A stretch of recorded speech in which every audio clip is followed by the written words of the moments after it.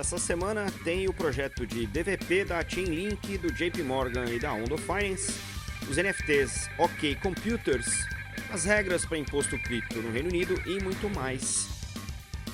Eu sou Maurício Magaldi e esse é o Block Drops, o primeiro podcast em português sobre blockchain para negócios. As notícias que você ouve aqui não têm qualquer vínculo com o meu trabalho atual, não configuram nenhuma forma de patrocínio, propaganda ou incentivo para o consumo e têm o foco exclusivamente educacional para o mercado.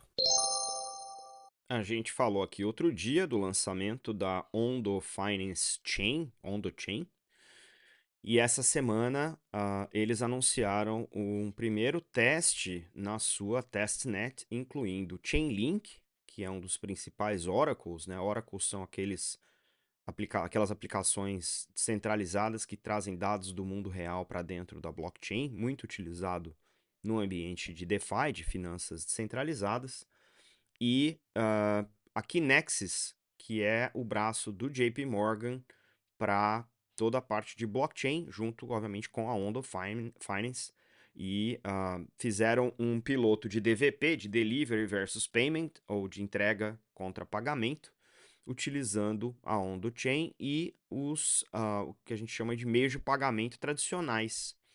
É uma primeira transação, né, uma primeira operação desse tipo na Ondo Chain, e é uma liquidação de um fundo tokenizado emitido pela Ondo Chain, pela Ondo Finance na Ondo Chain, que é o OUSG, com a integração com a rede de pagamentos da Kinexys, que é permissionada. Então, a Ondo Chain é permissionada pública e o JP Morgan é permissionado privado. Então, isso foi utilizando a camada de integração da Chainlink, que a gente já falou aqui, a CCTP, que é a Chainlink Cross-Chain Protocol, né? Então, é uma dessas coisas de interoperabilidade que a gente vem discutindo e buscando na indústria, e nesse caso aqui, o que foi feito é essa entrega do ativo que está emitido numa rede contra o pagamento que vem de outra rede sendo realizado através desse mecanismo de integração e interoperabilidade. O depósito está na Kinexys, ou na rede que tem a JPM Coin, né? E do lado do ativo está na Ondo Chain, que é a blockchain onde os RWAs estão emitidos. Isso, para mim, tecnologicamente não tem tanta diferença. Até troquei ideia com o Jeff Prestes essa semana sobre esse assunto, e realmente a novidade está nos atores, né? Está nos atores que participam. O JP Morgan, por ser um banco que não tem muita afinidade com redes públicas, está trabalhando com um parceiro como a Ondo Finance, que tem essa rede pública, embora seja permissionada, ela é uma rede baseada em Ethereum. Então, fica aí o norte, talvez, para a indústria tradicional participar cada vez mais de DeFi com RWA. A gente não fala sobre NFTs tem meses aqui, né? Depois daquele frenesi da onda de NFTs colecionáveis, né? CryptoPunks e Bored Apes e outras coleções que tais e arte digital registrada em NFT, a coisa deu uma amansada junto com o mercado de baixa, e os NFTs meio que entraram aí numa fase de hibernação, né? Essa semana, num post no LinkedIn, a Fernanda Bocardi compartilhou o lançamento de uma coleção chamada OK Computers. E esse OK Computers está na rede da Base, está disponível no OpenSea, e foi desenvolvido pelo Dalo Frog, que é um artista digital on-chain, né? Trabalha muito com arte generativa, e lançou essa coleção. Não são só PFPs, né? São só imagens. Cada um desses NFTs tem um terminal de computador interativo dentro dele, dentro do NFT, on-chain, e um motor de geração de gráficos tridimensionais. Cada um desses NFTs tem uma arte generativa própria, né, que você acessa rodando o terminal e alguns outros comandos. Ele prometeu que isso é upgradable, né, atualizável, e vai permitir com que os demais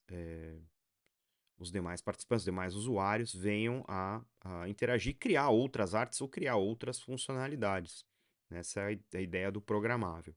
Já pode ser feito páginas web com esse mini terminal.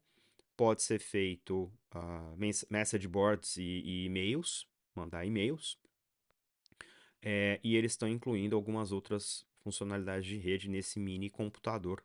Obviamente, a performance deve ser algo nada espetacular, mas o fato de você conseguir ter uma inteligência atrelada dentro do NFT dessa maneira abre algumas possibilidades interessantes, inclusive no mundo dos RWAs. Então, como tudo que a gente já viu em Web3, começa muito pela cultura, pelo meme, mas logo as funcionalidades são aí transportadas, né, ou absorvidas por outros casos de uso. Então, obviamente, fica aqui a curiosidade, né, o fato curioso, mas também o convite de explorar essa nova fronteira da programabilidade e entender como é que isso se implica, talvez, na sua indústria, né, se você é de serviços financeiros ou de outra indústria afim, tem aí a possibilidade de explorar isso. E eu fico muito feliz de a gente estar falando de NFT de novo, porque afinal de contas foi um movimento importante para a consolidação cultural da Web3. Alguns anos atrás, eu escrevi junto com o Whitechapel Think Tank aqui do Reino Unido que imposto era uma das fronteiras, né, possíveis para a adoção de Web3 mais massiva, né? Não só do ponto de vista de transparência e automação, mas também do ponto de vista de legitimidade. E a gente viu essa semana a HMRC, que é a Receita Federal do Reino Unido, emitir o seu framework de reporte, né, de imposto para criptoativos. Empresas que trabalham nesse setor, a partir do dia 1º de janeiro de 2026, vão precisar emitir relatórios de imposto de quem eles servem, né? Inclui nome completo, endereço, o Taxpayer ID, né, que é o CPF da pessoa, com todas as transações, as moedas que foram utilizadas, quanto foi movimentado, e isso tudo vem dentro de um framework de monitoramento de imposto atrelado ao setor cripto, que se por um lado é algo que preocupa quem movimenta muito criptomoeda, do outro traz uma certa legitimidade, uma legitimação do setor enquanto parte ativa da economia, pelo menos aqui no Reino Unido, né? Quem não for cumprir com essa, né, que não tiver compliant, né, não for cumprir com essa obrigação, vai pagar cerca de 300 até 300 pounds, né, as libras britânicas aqui, libras esterlinas por usuário, por penalidade. Então, se você atende muita gente, é bom ficar atento e cumprir com esse tipo de regulação. Obviamente, essa é uma regra nova, tem sido dado, né, tempo aí para as empresas se adequarem, mas de fato isso vem acompanhando aí um fenômeno de legitimação que a gente viu até na Europa, com o MiCA, e agora nos Estados Unidos, com o Genius Act, que está transitando pelo Congresso, e o Stables Act também, que está transitando pelo Congresso americano. Então tem mais por vir aí, de vários ângulos e, de fato, né, quando o regulador, por enquanto, está pedindo essas informações, mas em breve, né, com essa legitimação, talvez os reguladores, a gente vai encorajando isso cada vez mais, passem a utilizar a tecnologia também em benefício próprio. Né? Por que eu vou confiar que uma empresa de cripto está me mandando esses dados fidedignos se eu posso simplesmente olhar na blockchain e fazer, enquanto regulador, a minha própria apuração independente, transparente e auditável? Fica a dica para o regulador.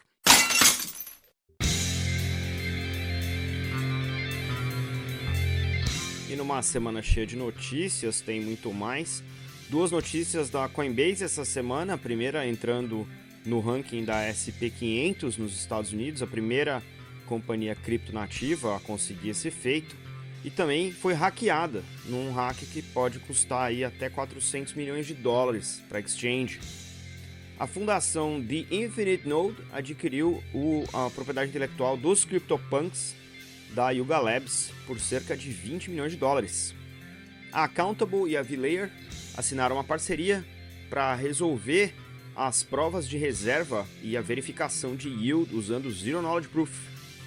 A CF Inovação e a NetSpaces firmaram uma parceria para lançar a primeira bolsa de mercado imobiliário on-chain do mundo. Um novo reporte do Centro de Cambridge para Finanças Alternativas cobre a mineração digital. O relatório inclui operações globais, o sentimento do mercado em relação a isso e o uso de energia. A Input Output firmou uma parceria com a Brave para integrar a rede Cardano na wallet da Brave. A Sundial habilitou a primeira transação cross-chain entre Bitcoin e Cardano, transferindo aí sem uma ponte. A Stablecorp fechou uma parceria estratégica numa rodada de investimento com a Coinbase Ventures para levar a stablecoin QCAD para o mercado no Canadá. E a Fireblocks publicou um relatório chamado O Estado das Stablecoins, que cobre o estado das stablecoins.